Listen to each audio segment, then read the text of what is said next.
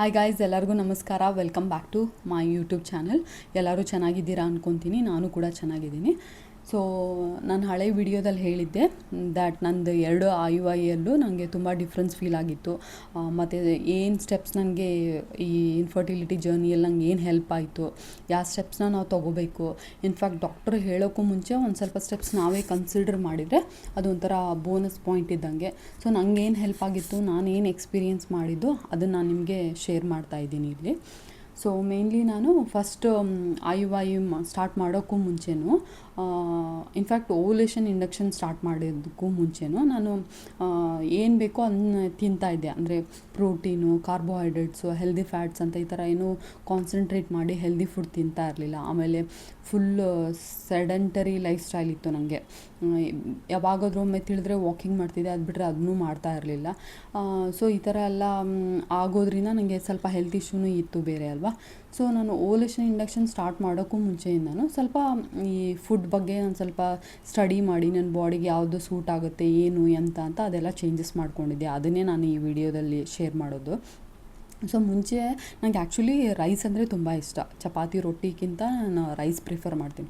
So ಮುಂಚೆ ತಟ್ಟೆಯಲ್ಲಿ ಏನೇನು ಇರ್ತಿತ್ತೋ ಅದನ್ನೆಲ್ಲ ಚೆನ್ನಾಗಿ ತಿಂತಾಯಿದ್ದೆ. ವೇಸ್ಟ್ ಮಾಡಬಾರ್ದು, ಒಬ್ರೊಬ್ರಿಗೆಲ್ಲ ಊಟನೇ ಸಿಗಲ್ಲ ಅಂಥದ್ರಲ್ಲಿ ನಂಗೆ ಸಿಕ್ಕಿದೆ ಅಂತ ಸ್ವಲ್ಪ ಉಳಿಸಿದ್ರು ಚೆನ್ನಾಗಿ ತಿಂತಾಯಿದ್ದೆ.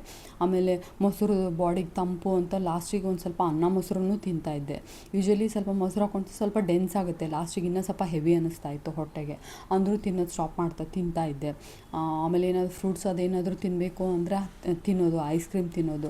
ಸೊ ಒಂಥರ ಮೇಂಟೈನ್ ಮಾಡ್ತಾ ಇರಲಿಲ್ಲ, ಏನು ತಿಂತಾ ಇದ್ದೀನಿ ಅಂತ ಅದ್ರ ಮೇಲೆ ಫೋಕಸ್ ಇರ್ತಾ ಇರಲಿಲ್ಲ.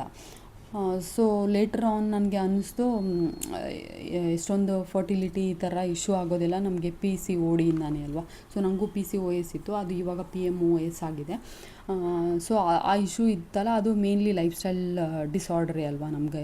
ಸೊ ನಾನು ಚೇಂಜ್ ಮಾಡ್ಕೋಬೇಕು ಅಂತ ನಾನಾಗೇ ಸ್ವಲ್ಪ ಈ ಥರ ಚಿಕ್ಕ ಪುಟ್ಟ ಚೇಂಜಸ್ ಸ್ಟಾರ್ಟ್ ಮಾಡಿದ್ದು ನಾನು. ಸೊ ಫಸ್ಟು ನಾನು ಒಂದಿನ ಯೋಗ ಮಾಡಿದರೆ ಒಂದಿನ ಜುಂಬಾ ಕ್ಲಾಸ್ಗೆ ಹೋಗ್ತಿದ್ದೆ. ಅದು ಬಿಟ್ಟರೆ ಯೋಗ ಮಾಡ್ತಿದ್ದೆ. ಅಟ್ಲೀಸ್ಟ್ ವಾರದಲ್ಲಿ 3 ದಿನ ಯೋಗ ಮತ್ತು 3 ದಿನ ಜುಂಬಾ ಮಾಡ್ತಾಯಿದ್ದೆ. ಸೊ ನಂಗೆ ಅಲ್ಲಿ ಹೋದಾಗ ಅಲ್ಲಿ ಟ್ರೈನರ್ ನಂಗೆ ಹೇಳಿದರು, ನಿಮ್ದೇನು ಪರ್ಪಸ್ ಬರೋದಕ್ಕೆ ಅಂತ, ಜಿಮ್ಮಿಗೆ ಬರೋಕ್ಕೆ ಅಂತ ಕೇಳಿದಾಗ ನಾನು ಹೇಳಿದೆ, ಹೀಗೆ ನಾವು ಬೇಬಿ ಪ್ಲ್ಯಾನಿಂಗ್ ಮಾಡ್ತಾಯಿದ್ದೀನಿ, ಸ್ವಲ್ಪ ಬಾಡಿ ಸ್ವಲ್ಪ ಟೋನಲ್ಲಿ ಫಿಟ್ ಆಗಿರಲಿ ಅಂತ. ಟೋನ್ಗಿಂತ ಬಾಡಿ ಸ್ವಲ್ಪ ಫಿಟ್ ಆಗಲಿ, ಸ್ವಲ್ಪ ಸ್ಟ್ರೆಂತ್ ಬರಲಿ ಅನ್ನೋದಕ್ಕೆ ನಾನು ಬರ್ತಾ ಇರೋದು ಅಂತ ಹೇಳಿದ್ದೆ. ಆಮೇಲೆ ಸ್ವಲ್ಪ ವೆಯ್ಟ್ ಲಾಸ್ ಮಾಡಬೇಕು ಅಂತ ಇದೆ ಅಂತ ಹೇಳಿದ್ದೆ. ಸೊ ಅವರು ನನ್ನ ತುಂಬ ಹಿಂಗೆ ಬರೋದು, ಕಾರ್ಡಿಯೋ ಮಾಡೋದು, ಯೋಗ ಮಾಡೋದು, ಜುಂಬಾ ಮಾಡೋದು ನೋಡಿ, ಅದೆಲ್ಲ ಓಕೆ, ಕಾರ್ಡಿಯೋ ಮಾಡ್ತಾ ಇದ್ದೀರಾ ಮಾಡಿ, ಅದೇನು ತಪ್ಪಲ್ಲ, ಬಟ್ ಬರೀ ಕಾರ್ಡಿಯೋ ಮಾಡೋಕ್ಕೆ ಹೋಗಬೇಡಿ if you are planning for pregnancy. ಅದ್ರ ಜೊತೆ ಸ್ವಲ್ಪ ವೇಟು ಕೂಡ ಲಿಫ್ಟ್ ಮಾಡಿ ಅಂತ ಹೇಳಿದರು. ನಾನು ಯಾವಾಗಲೂ ಅಲ್ಲಿ ರಶ್ ಇರೋದು, ಯಾರಾದರೂ ಹುಡುಗರು ಮಾಡ್ತಾನೇ ಇದ್ರಲ್ಲ, ನಾನು ಒಂಥರ ಸ್ವಲ್ಪ ಶೈ ಮಾಡಿಕೊಂಡು ಹೋಗ್ತಾನೆ ಇರಲಿಲ್ಲ ಸ್ಟಾರ್ಟಿಂಗು. ಆಮೇಲೆ ಸ್ವಲ್ಪ ಜುಂಬಾ ಯೋಗದಲ್ಲಿ ನನಗೆ ಸ್ವಲ್ಪ ಕಾನ್ಫಿಡೆನ್ಸ್ ಬಂದಮೇಲೆ ನಾನೇ ಮತ್ತೆ ವಾಪಸ್ಸು ವೇಟ್ ಲಿಫ್ಟಿಂಗಿಗೆಲ್ಲ ನಾನೇ ಸ್ಟಾರ್ಟ್ ಮಾಡಿಕೊಂಡೆ. ಮತ್ತು ಅಲ್ಲಿರೋರೆಲ್ಲ ಕೇಳಿದರೆ ಹೇಳ್ತಾರಲ್ವ, ನೀವು ಫಸ್ಟ್ ಡೇ ಜಾಯಿನ್ ಆದ ತಕ್ಷಣ ನಿಮಗೇನು PT ಅವಶ್ಯಕತೆ ಇಲ್ಲ, ಸ್ಲೋಲಿ ನೀವೇ ಕಲ್ತ್ಕೊಂಡು ಆಮೇಲೆ ನಿಮಗೆ ಸ್ವಲ್ಪ ಸ್ಟ್ರೆಂತ್ ಬಂದು ಸ್ವಲ್ಪ ಕಾನ್ಫಿಡೆನ್ಸ್ ಬಂದಮೇಲೆ ನೀವು ಪರ್ಸ್ನಲ್ ಟ್ರೈನರ್ನ ಹೈಯರ್ ಮಾಡಿಕೊಂಡು ನೀವು ಟ್ರೈನಿಂಗ್ ತೊಗೋಬೋದು. ಸೊ ಅವ್ರು ಹೇಳಿದ ಮೇಲೆ ನಾನು ಸ್ವಲ್ಪ ಸ್ಲೋಲಿ ಸ್ವಲ್ಪ ವೇಟ್ ಲಿಫ್ಟಿಂಗ್ ಎಲ್ಲ ಸ್ಟಾರ್ಟ್ ಮಾಡಿದ್ದೆ. ಅಂದರೆ ಹಿಂಗೆ ಅಲ್ಟರ್ನೇಟಿವ್ ವಾರದಲ್ಲಿ ಒಂದು 3 ದಿವಸ ಮಾಡೋದು. ನಂಗೆ ತುಂಬ ಎಂಜಾಯ್ ಮಾಡ್ತಾ ಇದ್ದಿದ್ದಂದರೆ ಯೋಗ ಕ್ಲಾಸಸ್ಸು, ತುಂಬ ನಂಗೆ ಖುಷಿ ಆಗೋದು. ಸೊ ಸ್ಟಾರ್ಟಿಂಗ್ ನಾನು ಫಸ್ಟ್ ಡೇ ನಾನು ಹೋದಾಗ ಯೋಗ ಕ್ಲಾಸಿಗೆ ಹೋದಾಗ ನಂದು ಫಿಂಗರ್ ಟಿಪ್ಸ್ ಏನಿತ್ತಲ್ಲ, ನನ್ನ ಕಾಲು ಅಥವಾ ನೆಲ ಮುಟ್ತಾನೆ ಇರಲಿಲ್ಲ. ಆಲ್ಮೋಸ್ಟ್ ಎಲ್ಲಿ ಅಂದರೆ ನೀಯಿಂದ ಸ್ವಲ್ಪ ಬೆಂಡ್ ಆಗ್ತಿದ್ದೆ ಅಷ್ಟೇ. ಬಟ್ ಓವರ್ 1.5 ಮಂತ್ ಅಷ್ಟೊತ್ತಿಗೆ ಲಿಟ್ರಲಿ ಫುಲ್ ಪಾಮ್ ಟಚ್ ಆಗ್ತಾಯಿತ್ತು ಗ್ರೌಂಡಿಗೆ, ಅಷ್ಟು ಫ್ಲೆಕ್ಸಿಬಿಲಿಟಿ ಬಂದಿತ್ತು ನನಗೆ. ತುಂಬ ಖುಷಿ ಆಗ್ತಿತ್ತು. ಏನೋ ಹೋಗಿ ಬಂದಮೇಲೆ ಏನೋ ಒಂಥರ ಐ ವಾಸ್ ವೆರಿ ಹ್ಯಾಪಿ. ಮೈಂಡಲ್ಲೂ ಫುಲ್ ಖುಷಿ ಇರ್ತಿದ್ದೆ, ನಾನು ಆ್ಯಕ್ಟಿವ್ ಇರ್ತಿದ್ದೆ, ಏನಾದರೂ ಮಾಡೋಕ್ಕೆ ಹುಮ್ಮಸ್ಸು ಇರ್ತಿತ್ತು ನನಗೆ. ಸೊ ಅದೊಂದು. ಮತ್ತು ನನಗೆ ತುಂಬ ಬ್ಯಾಕ್ ಪೇನ್ ಎಲ್ಲ ಸ್ಟಾರ್ಟ್ ಆಗೋಗ್ಬಿಟ್ಟಿತ್ತು. ಅದು ಲಾಂಗ್ ಸಿಟ್ಟಿಂಗಿಗೋ ಇದಕ್ಕೋ ಗೊತ್ತಿಲ್ಲ, ತುಂಬ ಬ್ಯಾಕ್ ಪೇನ್ ಆಗ್ತಾಯಿತ್ತು. ನಾನು ಯೋಗ ಕ್ಲಾಸಸ್ಸು ಇದೆಲ್ಲ ಜುಂಬಾ ಅದೆಲ್ಲ ಸ್ಟಾರ್ಟ್ ಮಾಡಿದ್ಮೇಲೆ ಇನ್ಫ್ಯಾಕ್ಟ್ ನಂದು ಬ್ಯಾಕ್ ಪೇನ್ ಕೂಡ ಹೋಯಿತು. ಫುಲ್ ಫಿಕ್ಸ್ ಆಗಿತ್ತು ನಂಗೆ. ಬ್ಯಾಕ್ ಪೇನ್ ತುಂಬ ಕಡಿಮೆ ಬರ್ತಿತ್ತು. ಯಾವಾಗಾದರೂ ಒಂದೊಂದು ಸಲ ಏನಾದರೂ ತುಂಬ ಎಕ್ಸ್ಟೆಂಡ್ ಮಾಡಿ ಏನೋ ಟ್ರೈ ಮಾಡಿದರೆ ಮಾತ್ರ ಪೇನ್ ಆಗ್ತಿತ್ತು. ಅದು ಬಿಟ್ಟರೆ ನನಗೆ ತುಂಬ ಕಂಪ್ಲೀಟಾಗಿ ಝೀರೋ ಆಗಿತ್ತು ಬ್ಯಾಕ್ ಪೇನು. ಸೊ ನೀವು ಯಾವುದಾದ್ರೂ ನಿಮ್ಗೆ ಯಾವುದೇ ಇರಲಿ, ನಿಮಗೆ ಯೋಗ ಇಷ್ಟ ಆದರೆ ಯೋಗ ಕ್ಲಾಸಸ್ ಹೋಗಿ, ಜುಂಬಾಗೆ ಹೋಗಿ, ಡ್ಯಾನ್ಸ್ ಇಷ್ಟ ಆದರೆ ಅದು ಇಷ್ಟ ಅಲ್ವಾ, ನಿಮ್ಗೆ ವೇಟ್ ಟ್ರೈನಿಂಗ್ ಟ್ರೈ ಮಾಡಬೇಕು ಇಂಟ್ರೆಸ್ಟ್ ಇದೆ ಕಲಿಯೋಕ್ಕೆ ಅಂದರೆ ಅದಕ್ಕಾದರೂ ಹೋಗಿ. ಎನಿ ಫಾರ್ಮ್ ಆಫ್ ಎಕ್ಸಸೈಸ್ ನೀವು ಮಾಡಿ. ಇಲ್ಲ ನಿಮ್ಗೆ ಏನೂ ಇಷ್ಟ ಇಲ್ಲ, ಫಸ್ಟ್ ನಾನು ವಾಕಿಂಗ್ ಮಾಡ್ತೀನಿ ಅಂದರೆ ಫಸ್ಟು 20 ಮಿನಿಟ್ಸ್ ವಾಕಿಂಗ್ ಸ್ಟಾರ್ಟ್ ಮಾಡ್ಕೊಳ್ಳಿ, ಆಮೇಲೆ ಬರ್ತಾ ಇನ್ಕ್ರೀಸ್ ಮಾಡ್ಕೊಳ್ಳಿ ಅದನ್ನು. ಸೊ ಈ ಥರ any form of physical exercises ನೀವು ಮಾಡಲೇಬೇಕಾಗುತ್ತೆ. ಮಾರ್ನಿಂಗಾರ ಮಾಡಿ, ಈವ್ನಿಂಗ್ ಆದರೂ ಮಾಡಿ. ತುಂಬ ಓವರ್ ವೇಟ್ ಇದ್ದರೆ ಮಾರ್ನಿಂಗು ಮತ್ತು ಈವ್ನಿಂಗ್ ಎರಡೂ ಟೈಮನ್ನು ಇನ್ಕ್ಲೂಡ್ ಮಾಡಿಕೊಂಡ್ರೆ ಬೆಸ್ಟು ನಿಮಗೆ. ಸೊ ನಾನು ಇದೆಲ್ಲ ಮಾಡ್ತಾಯಿದ್ದೆ, ಯೋಗ, ಜುಂಬಾ ಮತ್ತು ಯಾವಾಗಾದ್ರೂ ಒಂದು ಸಲ ವೇಟ್ ಟ್ರೈನಿಂಗ್ ಮಾಡ್ತಾಯಿದ್ದೆ. ನಂಗೆ ತುಂಬ ಪಾಸಿಟಿವ್ ಫೀಲಿಂಗ್ ಬರ್ತಾಯಿತ್ತು. ಅದ್ರ ಜೊತೆ ಫುಡ್ ಹೇಳಿದೆ ಅಲ್ವಾ, ನಾನು ರೈಸ್ ಪರ್ಸನ್ನು. ನನ್ನ ಮದುವೆ ಆದಮೇಲೆ ಹೆಂಗಾಯಿತು ಅಂದರೆ, ನಮ್ಮ ಮನೆಯವ್ರಿಗೆ ಈ ಪರಾಟ, ಚಪಾತಿ ರಿಲೇಟೆಡ್ ಅವ್ರಿಗೆ ತುಂಬ ಇಷ್ಟ. ರೊಟ್ಟಿ ಎಲ್ಲ ಇಷ್ಟ ಆಗೋಲ್ಲ, ಜೋಳದ ರೊಟ್ಟಿ.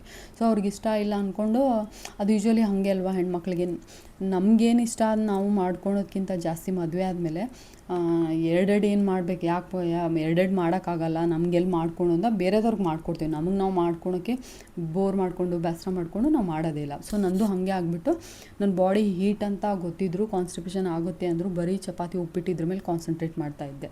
ಆ್ಯಂಡ್ ಅದೆರಡು ಫುಡ್ಡು ಸ್ವಲ್ಪ ಗ್ಲೈಸಮಿಕ್ ಇಂಡೆಕ್ಸ್ ಸ್ವಲ್ಪ ಜಾಸ್ತಿ ಇರೋದ್ರಿಂದ ಯೂಶ್ವಲಿ PCOS ಅದು ಇದ್ದಾಗ ಯೂಶ್ವಲಿ ಡಾಕ್ಟರ್ ಸಜೆಸ್ಟ್ ಮಾಡ್ತಾರೆ ಅದೆಲ್ಲ ಸ್ವಲ್ಪ ವೀಟ್ ಮತ್ತು ಮೈದಾ, ಶುಗರ್ ಮತ್ತು ಡೈರಿ ಪ್ರಾಡಕ್ಟ್ಸ್ ಎಲ್ಲ ಸ್ಟಾಪ್ ಮಾಡಿ, ಅಥವಾ ತುಂಬ ಲಿಮಿಟೆಡ್ ಕನ್ಸ್ಯೂಮ್ ಮಾಡಿ ಅಂತೆಲ್ಲ ಹೇಳ್ತಿದ್ರು. ನಂಗೆ ಹೇಳಿದ್ರು ಕೂಡ. ಸೊ ನಾನು ಈ ಸಲ ಸ್ವಲ್ಪ ಸ್ಟ್ರಿಕ್ಟಾಗಿ, ಅಂದರೆ ಇಷ್ಟೊಂದೆಲ್ಲ ಇಂಜೆಕ್ಷನ್ಸ್, ಓವ್ಯುಲೇಷನ್ ಇಂಡಕ್ಷನ್ ಅಂದರೂ ಅಲ್ಲೂ ನಾವೊಂದು 3 ಸಿಟ್ಟಿಂಗ್ಸ್ ಹೋಗ್ತೀವಿ ಫಾಲಿಕಲ್ ಸ್ಟಡಿಗೆ ಅಂತ, ಅಂದರೆ ಸ್ಕ್ಯಾನ್ ಮಾಡಿಸ್ಕೊಳಕ್ಕೆ. ಅದು TVSA ಮಾಡ್ತಾಯಿದ್ರು. ಆಮೇಲೆ ಟ್ರಿಗರ್ ಇಂಜೆಕ್ಷನ್, ಅದನ್ನ ಹಳೆ ವಿಡಿಯೋದಲ್ಲಿ ಹೇಳಿರೋ ಹಂಗೆ ಸಿಕ್ಕಾಪಟ್ಟೆ ನಂಗೆ ಹೆಡ್ಡೇಕ್ ಬರೋದದು. ನಂಗೆ ಒಂಥರ ಟ್ರೋಮಾ ಥರನೇ ಅನ್ನಿಸ್ತಾ ಇತ್ತು. ಸೊ ಹೀಗಾಗಿ ಇಷ್ಟೆಲ್ಲ ಕಷ್ಟಪಡ್ತಾ ಇದ್ದೀನಿ.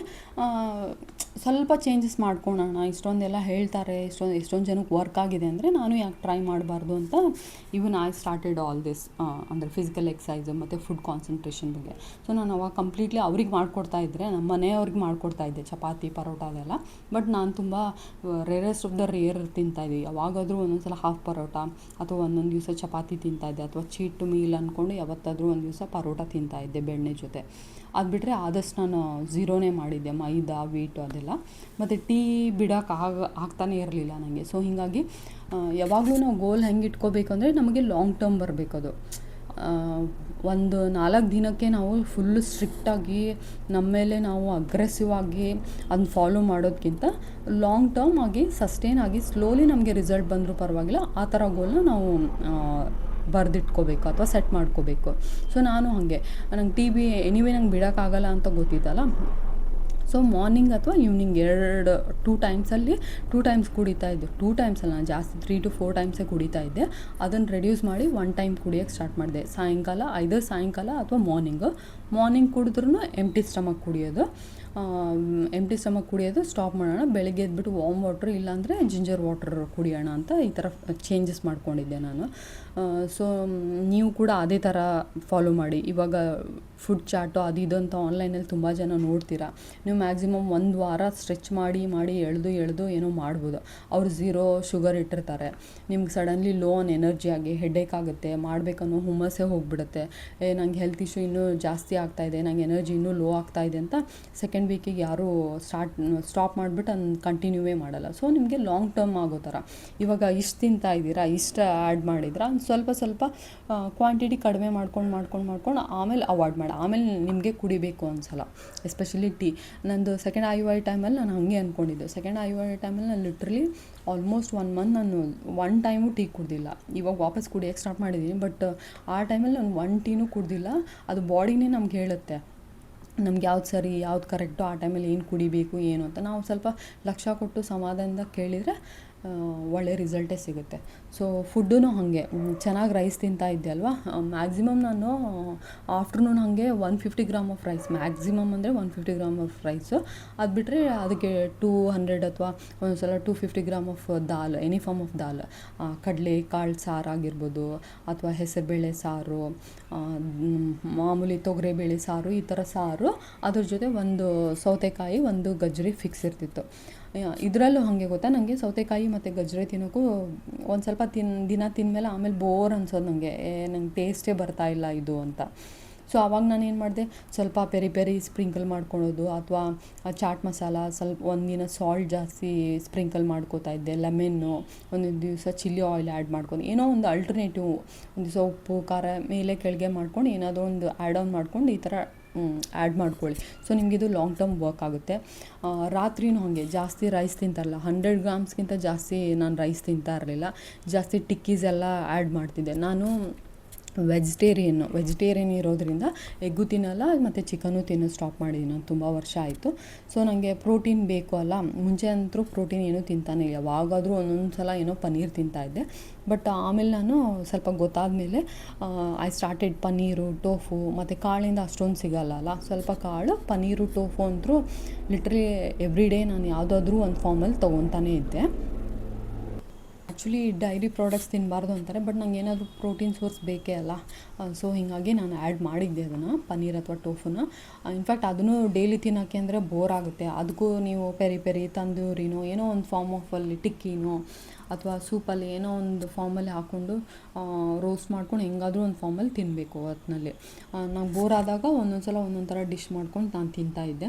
ಒಂದು ಸಲ ಬರೀ ಚಿಲ್ಲಿ ಆಯಿಲ್ ಹಾಕ್ಕೊಂಡು ತಿಂತಾಯಿದ್ದೆ, ಪೆರಿ ಪೆರಿ ಹಾಕ್ಕೊಂಡು ತಿಂತಾಯಿದ್ದೆ, ಏನೋ ಒಂದು ಚಿಕ್ಕದು ಚೇಂಜಸ್ ಮಾಡ್ಕೊಂಡು ಟೇಸ್ಟ್ ಬರೋ ಥರ ತಿಂತಾಯಿದ್ದೆ. ಬಟ್ ಒಟ್ಟಿನಲ್ಲಿ ಹೆಲ್ದಿ ತಿಂತಾಯಿದ್ದೆ.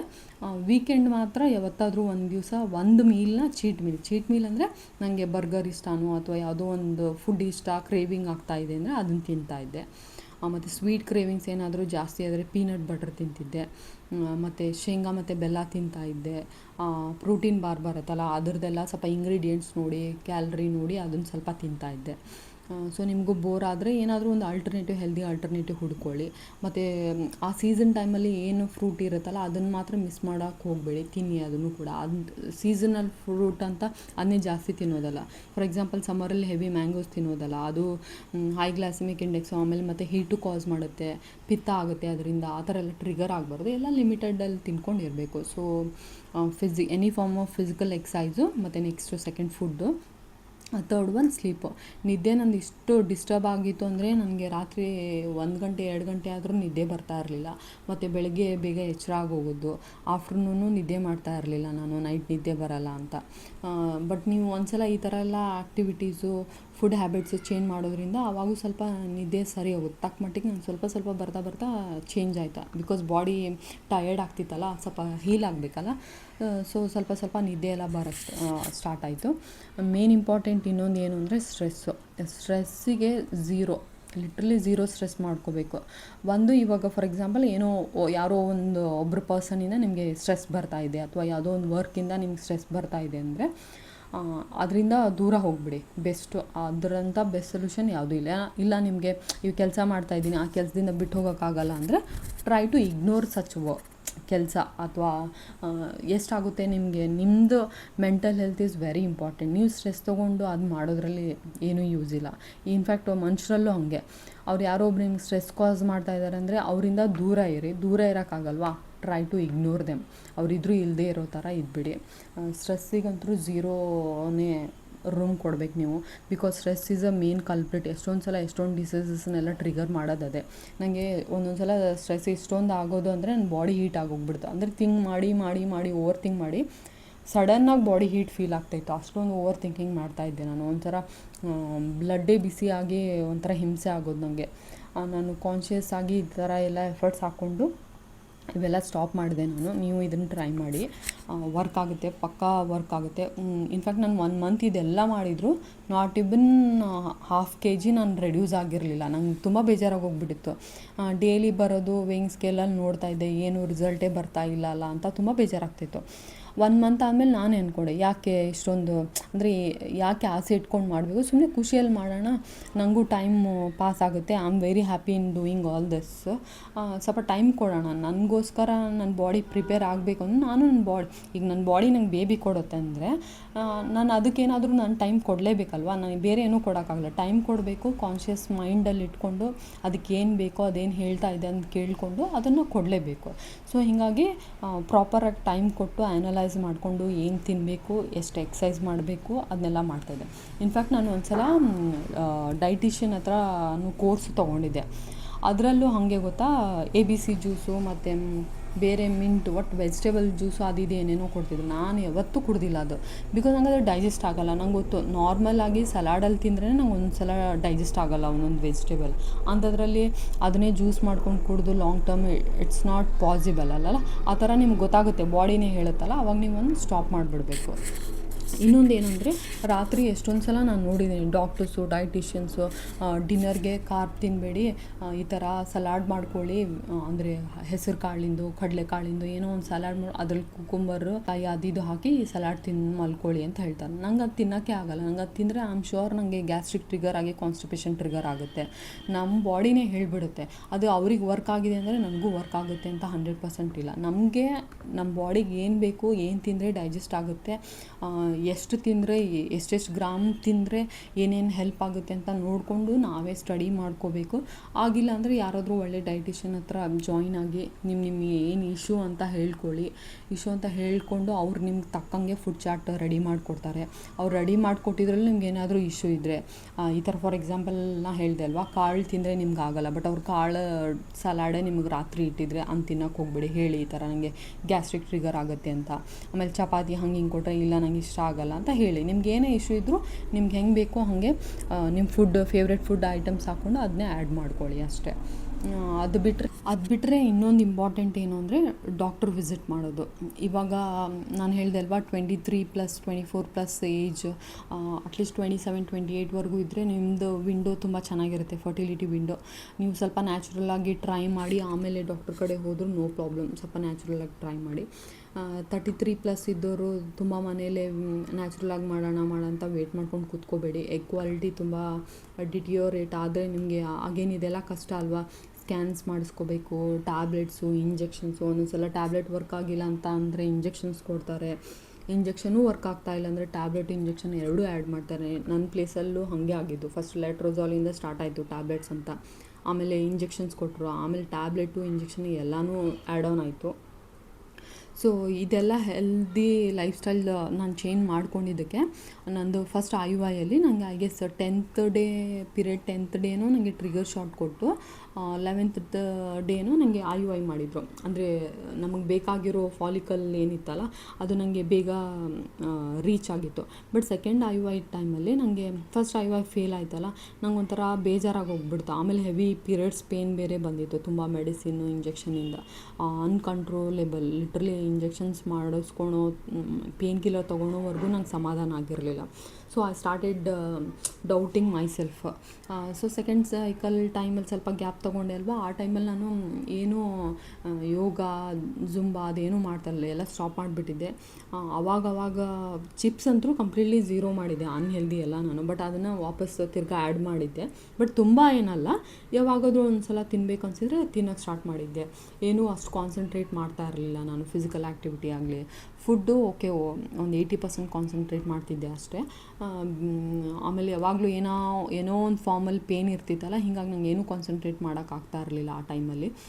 ಬಟ್ ಸೆಕೆಂಡು IUIಯಲ್ಲಿ ನಂಗೆ ಅದೇ ಸ್ವಲ್ಪ ಎಫೆಕ್ಟ್ ಆಯಿತು ಅಂತ ಅನಿಸುತ್ತೆ. ಬಿಕಾಸ್ ನಾನು ಫಸ್ಟ್ ಟೈಮಲ್ಲಿ ತುಂಬ ಹೆಲ್ದಿ ಲೈಫ್ ಸ್ಟೈಲ್ ಮಾಡಿದ್ದಕ್ಕೆ ನಂಗೆ ಬೇಗ ರೀಚ್ ಆಗಿತ್ತೇನೋ ಎಗ್ ಸೈಜ್, ಅಂದರೆ ಫಾಲಿಕಲ್ ಸೈಜ್. ಬಟ್ ಸೆಕೆಂಡ್ ಟೈಮಲ್ಲಿ ಲಿಟ್ರಲಿ 18th ಡೇ ಏನೋ ನನಗೆ ಓಲೇಷನ್ ಆಗಿ, ಅವಾಗ ಸ್ವಲ್ಪ ಲಿಟ್ರಲಿ ಆಲ್ಟರ್ನೇಟಿವ್ ಡೇಸ್ ಎಲ್ಲ ನನಗೆ ಇಂಜೆಕ್ಷನ್ ಶಾಟ್ಸ್ ಎಲ್ಲ ಬೀಳ್ತಾಯಿತ್ತು, ನಾನು ನಿಮ್ಮ ವೀಡಿಯೋದಲ್ಲಿ ಹೇಳಿರೋಂಗೆ. ಸೊ ಇವು ಚಿಕ್ಕ ಪುಟ್ಟ ನೀವು ಚೇಂಜಸ್ ಮಾಡಿಕೊಂಡು, ಲೈಫ್ ಸ್ಟೈಲು, ಫುಡ್ಡು, ಸ್ವಲ್ಪ ವೆಯ್ಟ್ ಲಾಸ್ ಮಾಡಿಕೊಂಡು, ಸ್ವಲ್ಪ ಟೋನ್ ಅಪ್ ಹಾಕ್ಕೊಂಡು ಹೋದರೆ ಇನ್ಫ್ಯಾಕ್ಟ್ ನಿಮಗೆ ಸ್ವಲ್ಪ ಮೆಡಿಸಿನಲ್ಲೇ ನೀವು ಬೇಗ ಸರಿಯಾಗಿ ಫರ್ಟಿಲಿಟಿ ನಿಮ್ಮದು ಚೆನ್ನಾಗಿ ಬೇಬಿ ಬೇಗ ಬ್ಲೆಸ್ಸಿಂಗ್ ಆಗುತ್ತೆ ನಿಮಗೂ. ಅಂದರೆ ಈ ಜರ್ನಿ ಈ ಥರ ಎಲ್ಲ ಮಾಡಿದರೆ ನಿಮ್ಮದು journey it will be easy. ಯಾರಿಗೂ ಇಷ್ಟ ಇರಲ್ಲ ಅಲ್ವಾ ಈ ಥರ ಮೆಡಿಸಿನ್ ತೊಗೊಳೋದು, ಆಮೇಲೆ ಪದೇ ಹಾಸ್ಪಿಟಲ್ ವಿಸಿಟ್ಸು, ಆ ಸ್ಕ್ಯಾನು, ಇದು ಅಂತ ಅದೊಂಥರ ಮೆಂಟಲಿ ಹರಾಸ್ ಮಾಡ್ಕೊಂಡಂಗೆ ನಾವು. ಸೊ ಅದೆಲ್ಲ ಸ್ಟಾಪ್ ಮಾಡಬೇಕಾದ್ರೆ ಈ ಥರ ಚಿಕ್ಕ ಪುಟ್ಟ ನಮಗೋಸ್ಕರ ನಾವು ಮಾಡಲೇಬೇಕು. ನಮಗೋಸ್ಕರ ಮಾಡೋಕ್ಕಾಗಿಲ್ಲ ಅಂದರೂ ಬೇಬಿ ಹೆಲ್ತ್ಗೋಸ್ಕರ ಆದರೂ ನಾವು ಮಾಡಲೇಬೇಕಾಗುತ್ತೆ. ಅಷ್ಟು ಚೇಂಜಸ್ಸು ಮಾಡ್ಕೊಳಕ್ಕಾಗಿಲ್ಲ ಅಂದರೆ we are still not ready ಅಂತಲೇ ಅರ್ಥ ಅದು.